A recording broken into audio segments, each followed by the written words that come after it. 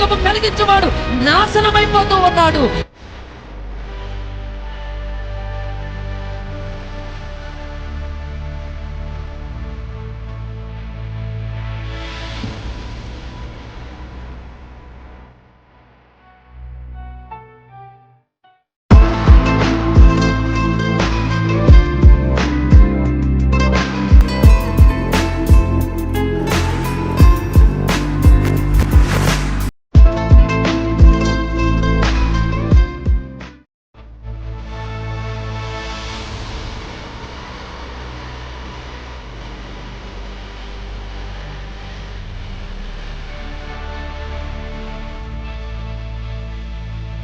రోగము కలిగించేవాడు నాశనమైపోతూ ఉన్నాడు.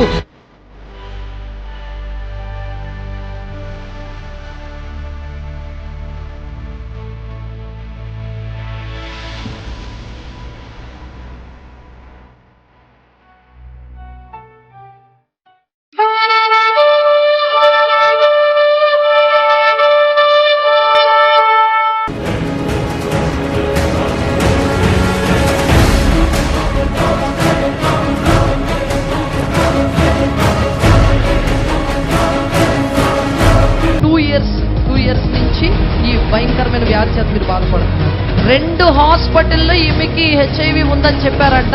ప్రార్థన చేసి నీకు HIV ఉండదు, వెళ్ళి చెక్ చేసుకోమని చెప్పడం జరిగింది. అదే రీతిగా ఈమె వెళ్ళి చెక్ చేసుకున్నప్పుడు నిల్ రిపోర్ట్స్ వచ్చాయంట. అన్ని కూడా దేవుడు ముట్టి స్వస్థపరిచాడు. చాపట్లు కొట్టి దేవుడిని మహిమపరుద్దాం. హల్లెలూయా. పూర్తిగా స్వస్థ వచ్చింది మీకు. అసాధారణ కృపను దేవుడు నీ జీవితంలో విడుదల చేయబోతున్నాడు. అసాధారణంగా దేవుడు నిన్ను పోషించబోతున్నాడు. దేవదూతలు తినే ఆహారం చేత నిన్ను పోషించబోతున్నాడు. తన కృప చేత నిన్ను పోషించబోతున్నాడు. అసాధారణమైన కార్యాలు నీ జీవితంలో జరిగించబోతున్నాడు. యేసుక్రీస్తు నందున్న కృప చేత బలవంతులుగా మారే సమయం. ప్రతి ఆదివారం జరిగే మా ఆరాధనలో పాలు పొందండి. మా ఆరాధన జరుగు స్థలం రైల్వే ఇన్స్టిట్యూట్, రైల్వే స్టేషన్ ఎదురుగా, విజయవాడ. మా ఆరాధన సమయం ప్రతి ఆదివారం సాయంత్రం 5 గంటలకు రండి. అసాధారణ కృపను మనందరం పరిపూర్ణంగా అనుభవిద్దాం.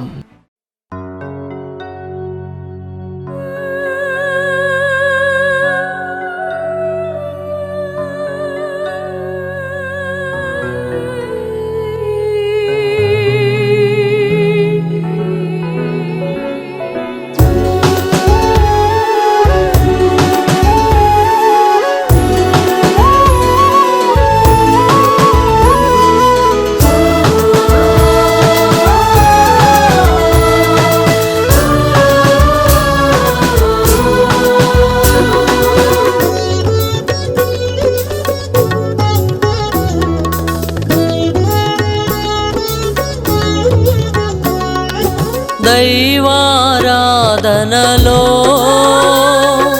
మైమరచిపోయెదను, ఆత్మవశములో అర్పణగా మారెదను. ఆరాధన ఆరాధన ధ్యానపూరితాలాపన. ఆరాధన ఆరాధన ధ్యానపూరితాలాపన. దైవారాధనలో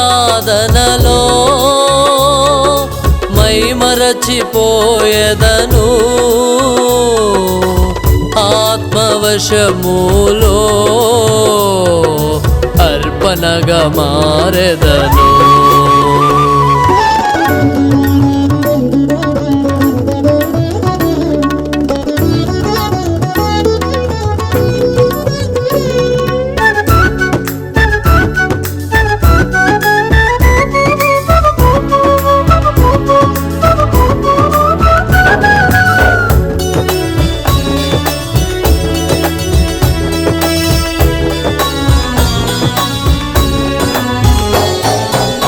మేడగదిలో మధురానుభవములు, మందిరమను నాలో మందసమాయెను.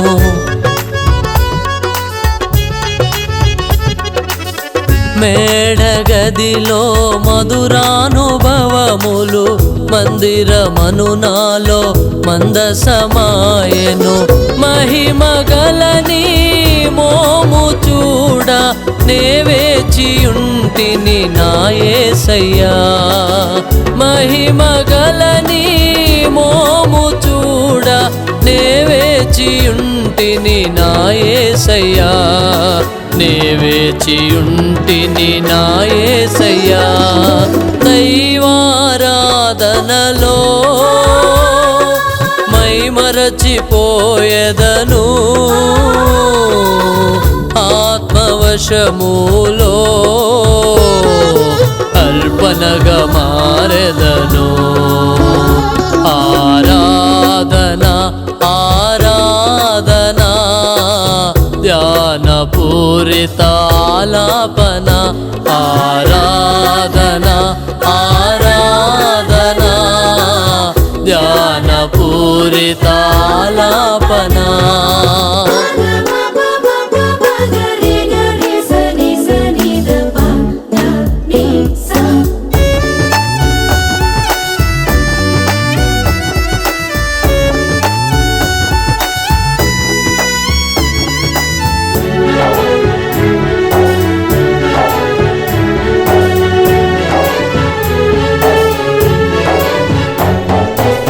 కుమ్మరి నీవై నన్ను చేసినావు కడవరి వర్షము పంపించినావు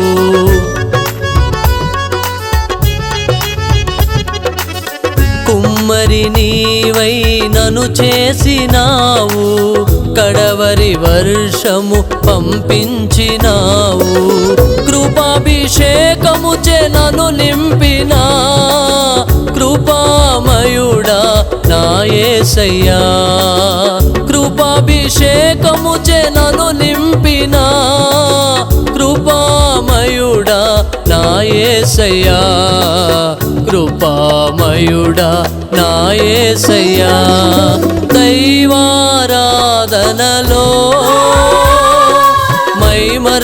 మైమరచిపోయెదను ఆత్మవశములో అర్పణగా మారెదను ఆరాధన ఆరాధన ధ్యానపూరిత ఆలాపన ఆరాధన ఆరాధన ధ్యానపూరిత ఆలాపన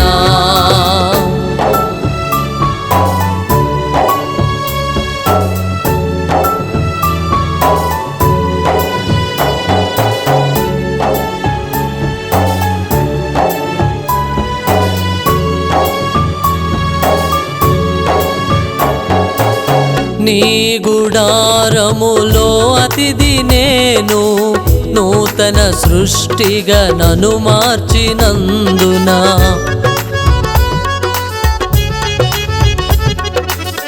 నీ గుడారములో అతిథి నేను నూతన సృష్టిగా నన్ను మార్చినందున నూతన యెరూషలేము చేరి నీతో నేను కలసియుందును నూతన యెరూషలేము చేరి నీతో నేను కలసియుందును నీతో నేను కలసియుందును దైవారాధనలో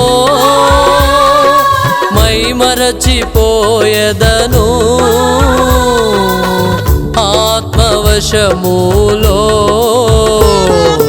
అర్పణగా మారెదను ఆరాధన ఆరాధన ధ్యానపూరిత ఆలాపన ఆరాధన ఆరాధన ధ్యానపూరిత ఆలాపన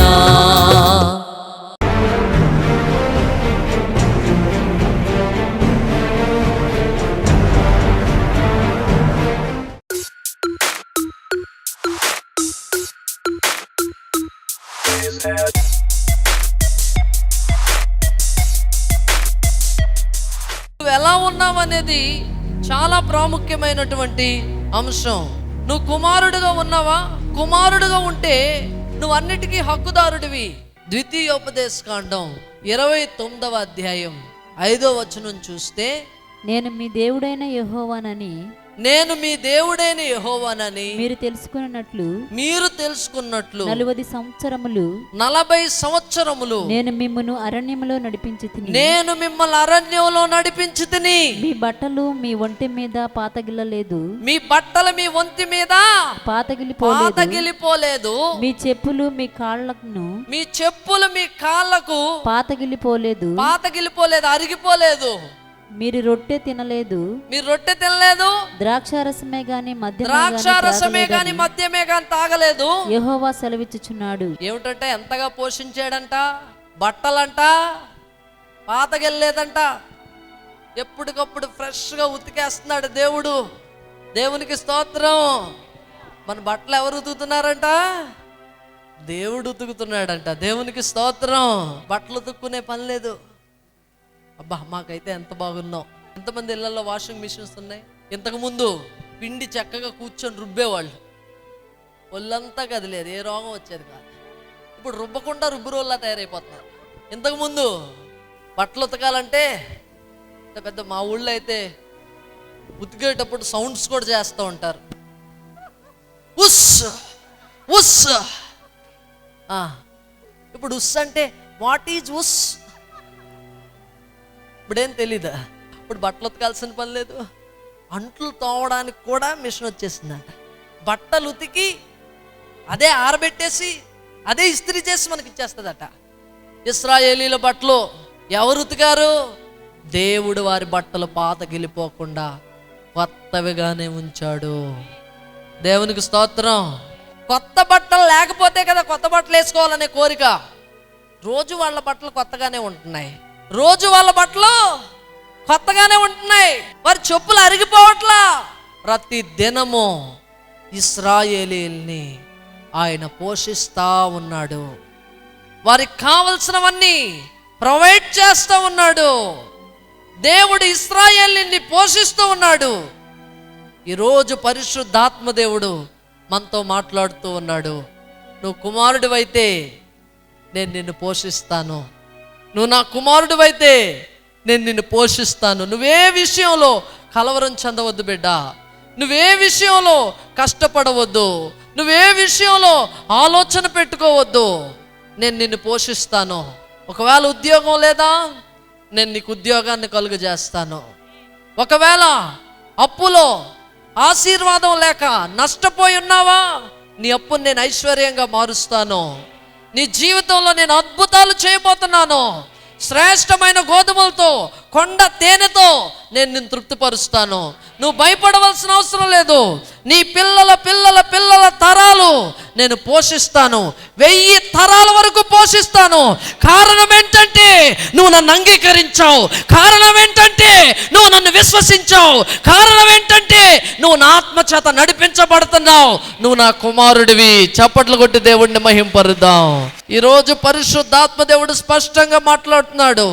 మొదటి విషయం మనం నేర్చుకున్నాం, ఆయన మనల్ని పోషిస్తాడు. పక్కన చెప్పండి, అమ్మా బుజ్జి కన్నా నువ్వు కుమారుడివైతే ఆయన నిన్ను పోషిస్తాడు. రెండో విషయం చూద్దాం, యెషయా గ్రంథం 46:4. ముదిమి వచ్చు వరకు అంటే ముసలైపోయే వరకు నిన్ను ఎత్తుకునేవాడను నేనే. తల వెంట్రుకలు నెరయి వరకు నిన్ను ఎత్తుకునేవాడను నేనే. ముదిమి వచ్చే వరకు, ముసలైపోయే వరకు ఎత్తుకుంటారు ఎవరైనా? ఆడు 3వ తరగతి 4వ తరగతి చదువుతున్నప్పుడు మమ్మీ ఎత్తుకో అన్నాడు అనుకో, ఏమంటారు? గాడిదలాగా ఉన్నారా, నీకు సిగ్గులేదు అంట. పాపం పిల్లోడేదో ముచ్చట పడుతున్నాడులే అని చెప్పి ఓపిక చేసి ఎత్తుకున్నా చూసిన వాళ్ళు ఏమంటారు? ఆడికైతే బుద్ధి లేదు, దీనికైనా బుద్ధి లేదా, ఎత్తుకుంది గాడిదలాగా ఉన్నాడు ఆడు అంటారా? ఎవరేమనుకున్నా అనవసరం, నేను మిమ్మల్ని ఎత్తుకుంటాను. ఎప్పటిదాకా ఎత్తుకుంటానో తెలుసా? మీరు ముసలైపోయేదాకా, మీకు ముదుము వచ్చేదాకా, మీ తల వెంట్రుకలు నెరిసే వరకు. మన దేవునికి ప్రార్థన చేసేటప్పుడు తల ఎత్తుకొని ప్రార్థన చేయాలా, తల దించుకోవాల్సిన అవసరం లేదు. ఈరోజు మన దేవుని సన్నిధిలో మనకి చనువు ఉందనే విషయాన్ని మనం జ్ఞాపకం చేసుకోవాలి. ఆయన అంటున్నాడు, నేను నిన్ను ఎత్తుకుంటాను. మనం కుమారులమైతే ఆయన గుండెల మీద ఆడుకునే అంత చనువు ఉంది మనకి. దేవునికి స్తోత్రం కలుగునుగాక. కాబట్టి మనం భయపడి వణుకుపోయి కళ్ళు మూసుకొని తల కిందకి దించి అయ్యా నన్ను ఒకసారి జ్ఞాపకం చేసుకో అనాల్సిన అవసరం ఏమీ లేదు. మనం తలెత్తి ఎత్తుకోమన్నప్పుడు ఎలా అడుగుతాం? ఎత్తుకోమన్న పిల్లలు ఎలా అడుగుతారు? మమ్మీ ఎత్తుకో అంటారా? అలా అంటారా? ఎలా అంటారు చెప్పండి? మమ్మీ ఎత్తుకో, మమ్మీ ఎత్తుకో యేసయ్యా, నన్నెత్తుకో యేసయ్యా, నీ మాట వింటాను, నీకు లోబడతానయా, నీ మాట వింటాను, నీకు లోబడతానయా. వందనాలు వందనాలు వందనాలు వందనాలు యేసయ్యా. ఏం భయపడాల్సిన అవసరం లేదు. నీ తండ్రి దగ్గర నువ్వు చేతులెత్తి అయ్యా నన్ను ఎత్తుకో, నన్ను ముద్దాడు, నన్ను జ్ఞాపకం చేసుకో, నేను నీ వాడను, నేను నీ కుమారుణ్ణి, నువ్వు నా తండ్రివై ఉన్నావని దేవునితో మాట్లాడవచ్చు. దేవుని ఆత్మనే సంచకరు మీకు అనుగ్రహించబడినప్పుడు మీ జీవితంలో గొప్ప కార్యం జరిగింది. 1 కొరింథీయులకు రాసిన పత్రిక 14వ అధ్యాయం 2వ వచనం చూస్తే, ఆత్మతో నిండుకొని భాషలు మాట్లాడువాడు మనుష్యులతో కాదు దేవునితో మాట్లాడుచున్నాడు, మనుష్యుడెవడు గ్రహించడు గాని వాడు మర్మములు పలుకుచున్నాడని లేఖనంలో రాయబడింది. అవును, భాషతో మాట్లాడినప్పుడు మనం దేవునితో మాట్లాడుతూ ఉన్నాం. పరిశుద్ధాత్మతో నింపబడి భాషలు మాట్లాడాలి, ధైర్యంగా మాట్లాడాలి, విస్తారంగా మాట్లాడాలి, చనువుతో మాట్లాడాలి, సహవాసం చేయాలి. మన మాటల్ని ఆయన వినాలనుకుంటున్నాడు. అవి మామూలు మాటలు కాదండి, బైబుల్ చెప్తా ఉంది అవి మర్మయుక్తమైన మాటలు. అవి ఈ లోకానికి సంబంధించినవి కాదు, అవి దేవుని రాజ్యానికి సంబంధించిన మాటలు, అవి ప్రయోజనకరమైన మాటలు. అది మన జీవితానికి ప్రయోజనకరమైనవి, సార్వత్రిక క్రైస్తవ సంఘానికి ప్రయోజనకరమైనవి, దేవుని ద్వారా నీ ద్వారా పలుకబడుతున్న మాటలు. అవి ఖచ్చితంగా నువ్వు తండ్రితో మాట్లాడాలి. దేవునికి స్తోత్రం కలుగునుగాక. ఎప్పుడు తండ్రితో సహవాసం చేయాలి, ఎప్పుడు దేవునితో మాట్లాడాలి. రోహోతో అని మాట్లాడుతూనే ఉండాలి. ఆత్మలో భాషలు మాట్లాడుతూ ఆత్మలో ప్రార్థన చేసే స్థితిని నీ వ్యక్తిగత జీవితంలో కలిగి ఉండాలి. ఒకవేళ నువ్వు ఆ విధంగా చిన్ని పిల్లలాగా, చిన్ని బిడ్డలాగా, ఒక చిన్ని కుమారులాగా నువ్వు దేవునితో మాట్లాడకపోతే ఆయనకి నీకు సహవాసమే ఉండదు. చూడండి, ఆదాము ఒక స్థితిని కోల్పోయాడు. అదేంటంటే దేవునితో మాట్లాడే స్థితిని కోల్పోయాడు. అదే స్థితిని మరలా పరిశుద్ధాత్మ ద్వారా మనకి తండ్రి అయిన దేవుడు అనుగ్రహించాడు. ఏదైతే కోల్పోయామో అదే అనుగ్రహించాడు. అపోస్తల కార్యాలు 2వ అధ్యాయంలో అకస్మాత్తుగా ఆకాశం తెరవబడి అగ్ని నాలుకలుగా విభాగింపబడి పరిశుద్ధాత్మ ఒక్కొక్కరిపై వ్రాలగా వాక్శక్తి అనుగ్రహించిన కొలది వారు అన్య భాషలో మాట్లాడసాగరని లేఖనంలో రాయబడింది. అవును, మొట్టమొదటిగా మనం ఏదైతే కోల్పోయామో తండ్రితో మాట్లాడే ఆ గొప్ప స్థితిని కోల్పోయాం కదా, ఆ ఉన్నతమైన స్థితిని పరిశుద్ధాత్మ ద్వారా మనకు కలుగజేశాడు. కనుక మనం మాట్లాడాలి, విస్తారంగా మాట్లాడాలి, ఆయనతో చనువుగా మాట్లాడాలి. దేవునికి స్తోత్రం కలుగునుగాక. మా బుజ్జికన్నా, ఆయనతో మాట్లాడుటకు, చనువుగా ప్రవర్తించుటకు నీకు అధికారం ఉంది. ఇది 2వ ఆశీర్వాదం. ఇది 2వ ఆశీర్వాదం. 3వ ఆశీర్వాదాన్ని మనం చూద్దాం.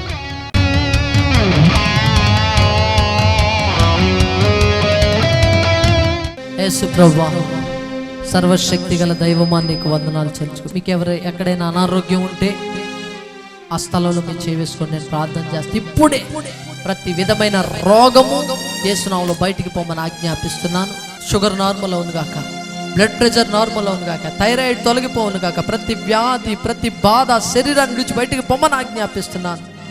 HIV నార్మల్ రిపోర్ట్స్ వచ్చును గాక, ఎయిడ్స్ నార్మల్ రిపోర్ట్స్ వచ్చును గాక, యేసు నామములో స్వస్థత కలుగునుగాక. క్యాన్సర్ లైమైపోవునుగాక. ప్రతి ట్యూమర్, ప్రతి గడ్డ కరిగిపోవునుగాక. సైనస్, మైగ్రేన్ యేసు నామములో బయటికి పొమ్మని ఆజ్ఞాపిస్తున్నాను. ప్రతి నడువు నొప్పి, కాళ్ళ నొప్పులు, మోకాళ్ళ నొప్పులు యేసు నామములో బయటికి పొమ్మని ఆజ్ఞాపిస్తున్నాను. స్వస్థత కలుగునుగాక. యేసు నామములో నరాల బలహీనత, రక్తహీనత యేసు నామములో బయటికి పొమ్మని ఆజ్ఞాపిస్తున్నాను. ఫిస్టులా, పైల్స్ యేసు నామములో బయటికి పొమ్మని ఆజ్ఞాపిస్తున్నాను. యేసు నామములో ప్రతి రోగాన్ని శపిస్తున్నాను. ప్రతి దయ్యాన్ని శపిస్తూ ఉన్నాను. ఓ యేసు జనాంగాన్ని విడిచిపోమని ఆజ్ఞాపిస్తున్నాను. యేసు ప్రభు యొక్క సంఘమును విడిచిపోమని ఆజ్ఞాపిస్తున్నాను. వ్యాధి లేమి పో యేసు నామములో. ప్రతి అప్పు యేసు నామములో ఐశ్వర్యంగా మారునుగాక. యేసు నామములో అద్భుతాలు జరుగునుగాక. ఎగ్జామ్స్ రాస్తున్న బిడ్డల కోసం ప్రార్థన చేస్తున్నాను. యేసు నామములో వారు మంచిగా ఉత్తీర్ణులు అవ్వడానికి సహాయం చేయండి. యేసు నామములో ప్రభా ఎగ్జామ్స్ రాస్తున్న ప్రతి బిడ్డను మీరు జ్ఞాపకం చేసుకుని మంచిగా రాయడానికి సహాయం చేయండి. అదే రీతిగా ప్రభా నాయనా నీకు వందనాలు చెల్లించుకొంచున్నానయ్యా. నాయనా నీకు స్తోత్రాలు చెల్లి. ఉద్యోగాలు లేని వారికి మా సంఘంలో ఉద్యోగాలు ఇవ్వండి స్వామి. యేసు నామములో ఉద్యోగాలు కలుగునుగా కానీ ప్రవచిస్తున్నాను. ప్రమోషన్స్ కలుగునుగా కానీ ప్రవచిస్తున్నాను. బిడ్డలు దీవించండి. ఆధ్యాత్మిక స్థితిలో మహిమలో నుండి అధిక మహిమకు చేర్చండి. ప్రతి భౌతిక ఆశీర్వాదాన్ని, ప్రతి ఆధ్యాత్మిక ఆశీర్వాదాన్ని మీరు అనుగ్రహించండి. నజరేయుడైన యేసు నామములో అడిగి వేడుకొంచున్నాను తండ్రి.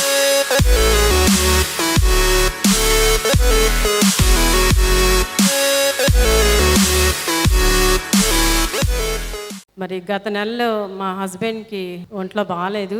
తనకి టైఫాయిడ్ను జాండీస్ వచ్చినాయి. అయితే మొదటగా నేను దైవజనులకు చెప్పాను. ఆయన ప్రార్థించారు. ఆయన చాలా బాధతో ఉన్నప్పుడు ప్రార్థించినప్పుడు వెంటనే విడుదల కలిగింది. అయితే మళ్ళీ తర్వాత ఈయన రాజమండ్రి మెడిసిన్కి వెళ్తానంటే పాస్టర్ గారు వద్దన్నారు. అయినప్పటికీ నేను వెళ్ళి మెడిసిన్ తెచ్చుకుని వేసుకున్నారు.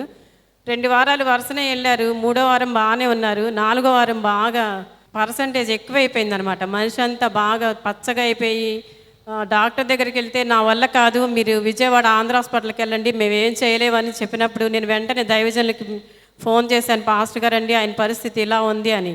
అయితే ఆయన అన్నారు, మీరేం భయపడద్దమ్మా, ఆయనకేం అవ్వదు, దేవుడు మీకు అద్భుతం జరిగిస్తాడు అని. నేను దేవునితో ఎక్కువగా ఆ భాషలో మాట్లాడుకోవడం జరిగింది.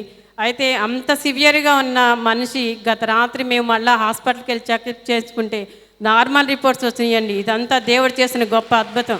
ఈమెకి పాస్ అర్జెంటుగా పోతూ ఉంటుందంట. అంటే ఆమెకి తెలియకుండానే ఆమె పాస్ పడిపోతూ ఉంటుందంట. దేవుడు ముట్టి స్వస్థపరిచాడంట. చప్పట్లు కొట్టి దేవుడిని మహిమపరుద్దాం.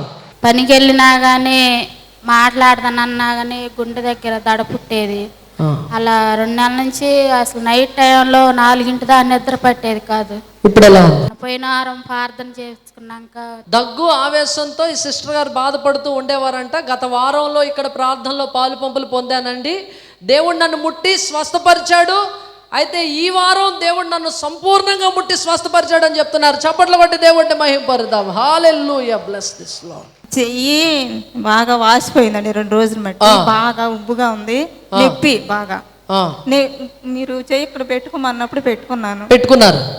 వాపు ఇటు లోపలికి వెళ్ళిపోయినట్టుగా గమనించాను నేను. అంటే ఇప్పుడు వాపు లోపలికి వెళ్ళిపోయింది. వాపు లేదు, నొప్పి లేదు. వాపు లేదు, నొప్పి కూడా లేదు. చప్పట్లు కొట్టి దేవుడిని మహిమపరుద్దాం. చెయ్యి పెట్టుకొని ప్రార్థన చేసుకోమన్నప్పుడు ఆ చెయ్యి 2 దినాల నుంచి బాగా వాపుతో ఉంది, నొప్పితో ఉందంట. మరి చెయ్యి పెట్టుకొని ప్రార్థన చేసుకోమన్నప్పుడు ఆ వాపు లోపలికి వెళ్ళిపోయినట్టుగా అనిపించిందంట. మరి అదే రీతిగా నొప్పి కూడా తగ్గిపోయిందండి అని చెప్తున్నారు. చప్పట్లు కొట్టి దేవుడిని మహిమపరుద్దాం. హల్లెలూయా. చూడండి దేవుని బిడ్డలారా, ఈమె ఈ కాలు నొప్పితో ఈ స్థలంలోకి వచ్చారంట. ఇందాక పరిశుద్ధాత్మ నేను పొందుకున్నానంటే ఆరాధనలో దేవుడు నన్ను ముట్టి స్వస్థపరిచాడు. ఇప్పుడు కాలు నొప్పి లేదు. ఇప్పుడు నడవగలరా ఫ్రీగా? నడిచి ఒకసారి చెక్ చేసుకోండి మీ కాలు ఎలా ఉందో. ఇప్పుడు ఎలా ఉంది? ఇప్పుడు నొప్పి తగ్గింది. చప్పట్లు కొట్టి దేవుడిని మహిమపరుద్దాం. Hallelujah, bless this Lord in the name of Jesus of Nazareth. నీకు డబ్బు కావాలా? యేసుక్రీస్తు అనే ధననిధిలో నీకు లభిస్తూ ఉంది. నీకేం కావాలి? నువ్వేం కోరుకుంటావు? నీకేం కావాలి బిడ్డ? నీకేం కావాలి? నీకు కావాల్సిందంతా నజరేయుడైన యేసుక్రీస్తులో ఉంది. అక్కడ ఉంది, వెళ్ళి తీసుకో. దేవునికి స్తోత్రం.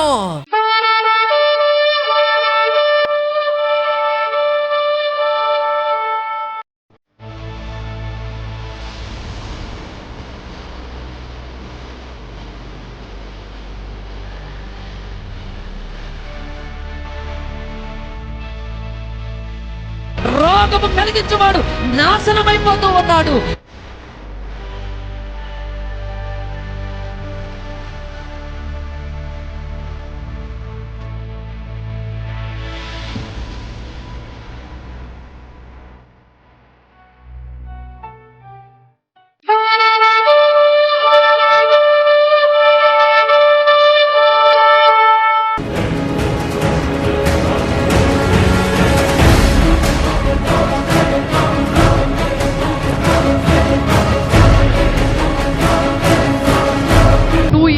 టూ ఇయర్స్ నుంచి ఈ భయంకరమైన వ్యాధి చేత మీరు బాధపడుతున్నారు. 2 హాస్పిటల్లో ఈమెకి హెచ్ఐవి ఉందని చెప్పారంట. ప్రార్థన చేసి నీకు హెచ్ఐవి ఉండదు, వెళ్ళి చెక్ చేసుకోమని చెప్పడం జరిగింది. అదే రీతిగా ఈమె వెళ్ళి చెక్ చేసుకున్నప్పుడు నిల్ రిపోర్ట్స్ వచ్చాయంట. అన్ని కూడా దేవుడు పుట్టి స్వస్థపరిచాడు. చాపట్లు కొట్టి దేవుడిని మహిమపరుద్దాం. హల్లెలూయా. పూర్తిగా స్వస్థ వచ్చింది మీకు. అసాధారణ కృపను దేవుడు నీ జీవితంలో విడుదల చేయబోతున్నాడు. అసాధారణంగా దేవుడు నిన్ను పోషించబోతున్నాడు. దేవదూతలు తినే ఆహారం చేత నిన్ను పోషించబోతున్నాడు. తన కృప చేత నిన్ను పోషించబోతున్నాడు.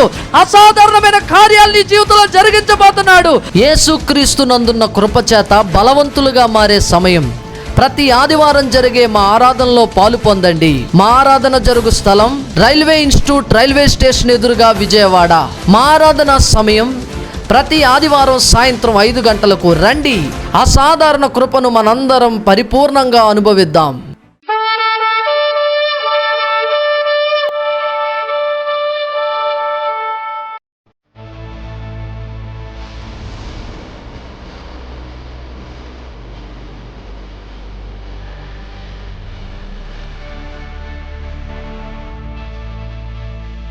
రోగము కలిగించేవాడు నాశనమైపోతూ ఉన్నాడు.